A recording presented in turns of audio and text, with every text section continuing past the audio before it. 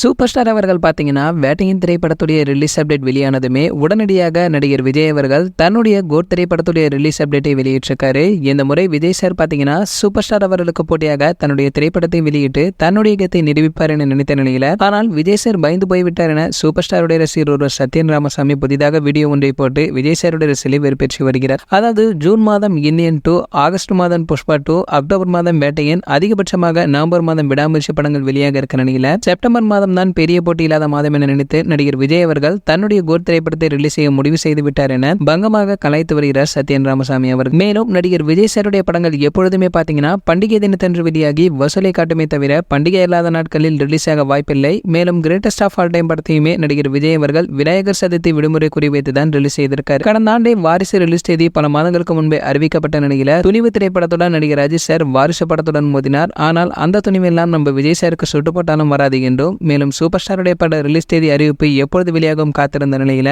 அந்த அறிவிப்பு வந்ததுமே அடுத்து வேறு யாரும் செப்டம்பர் மாதத்தை பிடித்துவிடக்கூடாது என்பதற்காக அந்த மாதத்தில் தன்னுடைய படத்தை ரிலீஸ் செய்து வைத்துள்ளார் விஜய் சார் என சத்யன் ராமசாமியும் கூறி வந்திருக்காரு. ஓகே, இந்த வீடியோ பற்றி நீங்க என்ன நினைக்கிறீங்களோ அதை கீழே உள்ள கமெண்ட் செக்ஷன்ல கமெண்ட் பண்ணுங்க. மேலும் இது போன்ற சினிமா பிரபலங்களை பற்றி நீங்க உடனே தெரிஞ்சுக்க நம்மளுடைய ட்ரெண்ட் சென்டர் நம்ம சேனலை சப்ஸ்கிரைப் பண்ணிக்கங்க. பக்கத்துல உள்ள பெல் ஐகானை கிளிக் பண்ணிட்டீங்கன்னா நீங்க நம்ம வீடியோவை மிஸ் பண்ணாம பார்க்கலாம்.